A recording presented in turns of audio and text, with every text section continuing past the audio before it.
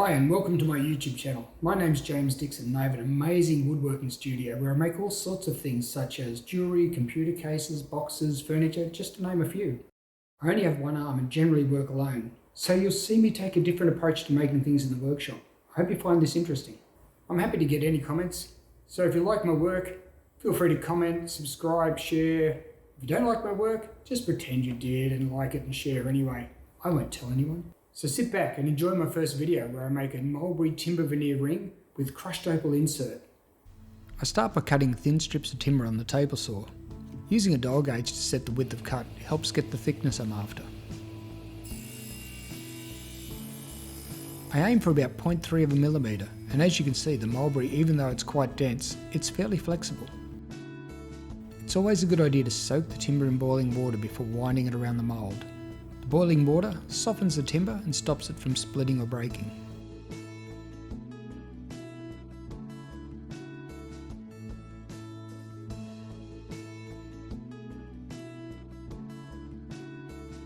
I lost count of how many times it took me to video this step of the process. Every time I got close to getting it neat and ready for tape, it would just slip and unwind.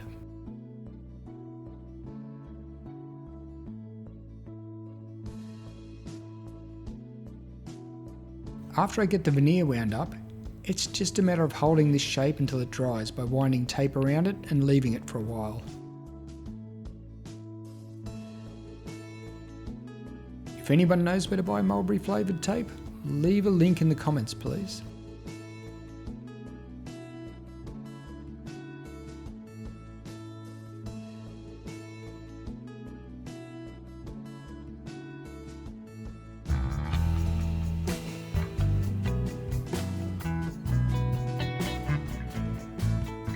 I let the ring dry for a day or two before sanding the inside end of the timber. This removes the bump or step the end can leave on the inside of the ring. I apply a little CA glue to hold the end of the timber from slipping. This stops it from spinning when I wind it up.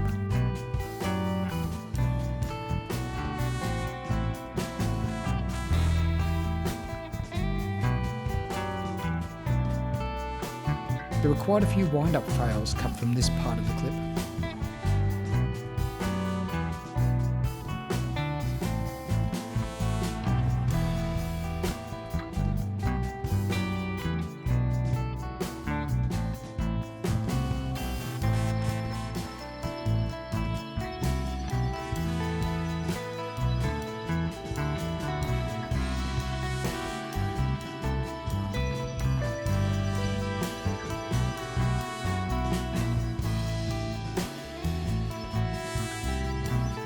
After winding up the timber strip tightly onto the socket, it's time to flood the ring with ultra-thin CA glue. The CA glue penetrates between all the thin layers of wood, basically turning the strips into a very strong spiral ply.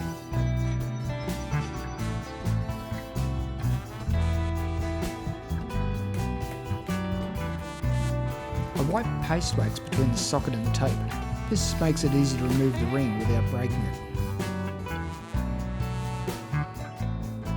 I wasn't sure about including the footage of me removing the tape, but it does show how some of the simplest tasks are difficult with one hand.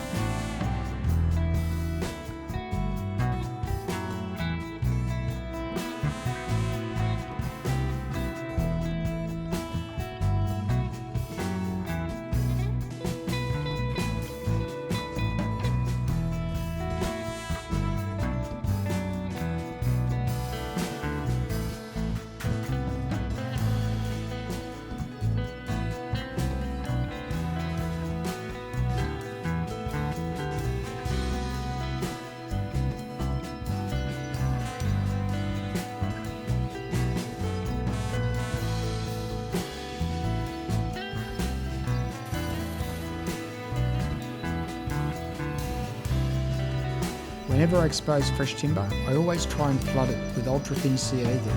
This helps hold the ring together in the next step. The first part of the turning process is to trim the ring to a uniform round shape.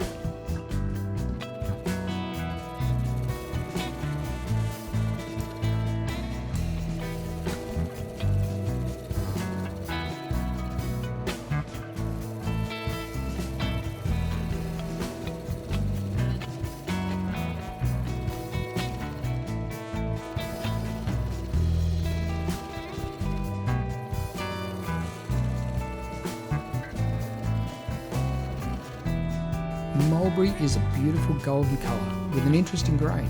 You can see the wood chips building up on the chisel in this clip. Mulberry timber is also crisp and close grained, which makes it extremely good to work with.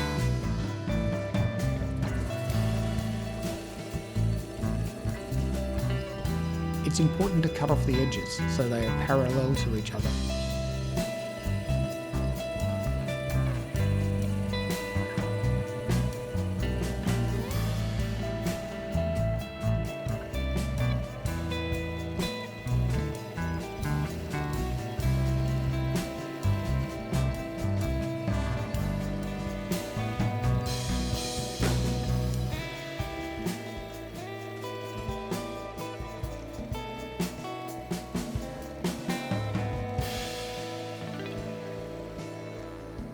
This strip of timber was wide enough to make 2 rings, so I cut it in 2 with a Japanese pull saw.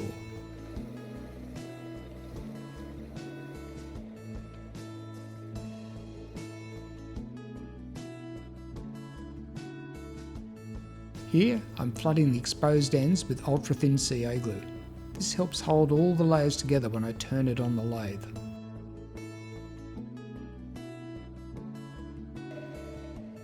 Onto the wood lathe, and this is where the magic starts to happen. With a bit of gentle pressure, the ring starts to take shape.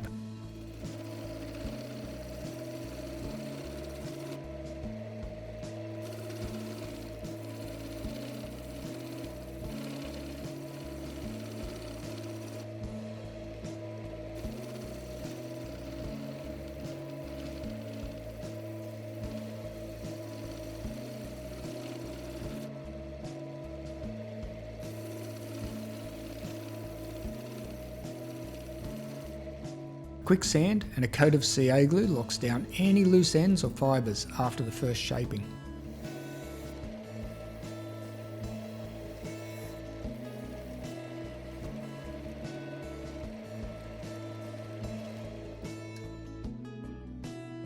Mulberry timber has an interesting grain with almost a snakeskin appearance. Just checking the dimensions of the ring, 2.5mm thick and 18mm in diameter.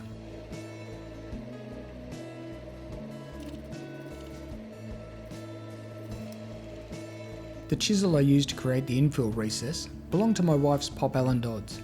Alan used it to repair clocks, and it's a perfect size for this job.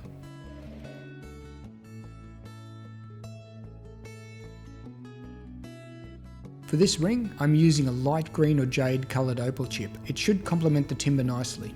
To start with, I add a little bit of regular CA glue, then sprinkle the opal chip onto the glue. I repeat this process until the entire recess is full and the opal is a little higher than the ring.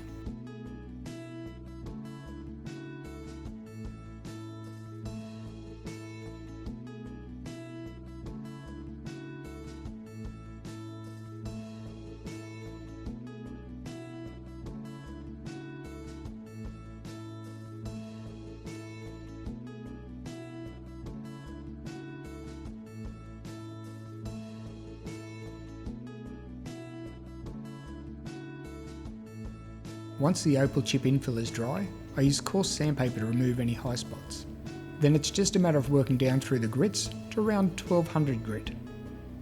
If you're wondering, I glued the coarse sandpaper to a timber offcut. In this way, I can use it more like a file.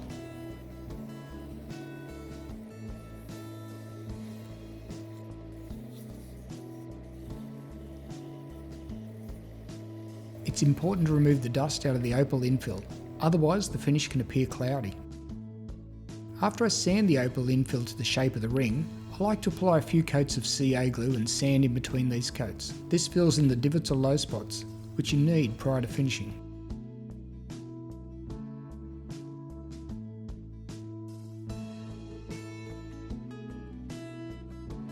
Do I love sanding?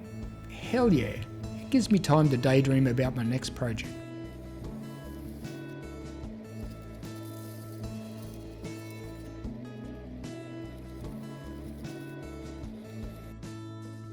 If you look closely, you can still see a few low spots that need filling.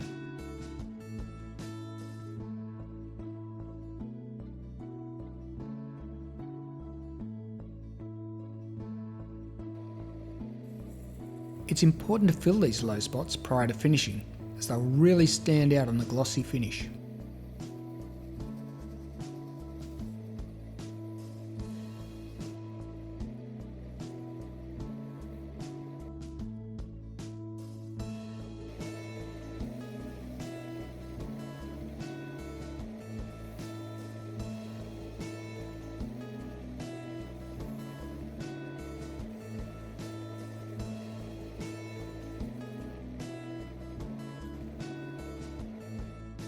It's time to sand and finish the inside of the ring.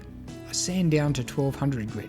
This leaves a nice matte finish on the inside of the ring, and the matte finish allows the ring to slide easily off your finger. Here I'm using a homemade chuck built out of PVC pipe and a hose clamp. It's not the best setup, but it worked while I was waiting on my lathe chuck to be delivered. In this shot, you can see a ring I made earlier out of blackheart, sassafras and opal on my finger. On to the final finishing process. I sand down through the grits from 400 to around 2000. After sanding, I use an automotive cut and polish, then a cream polish. If you watch carefully, you can see the shine on the ring increase as I apply the cream polish. I hope you enjoyed watching me make this mulberry and opal ring with one hand.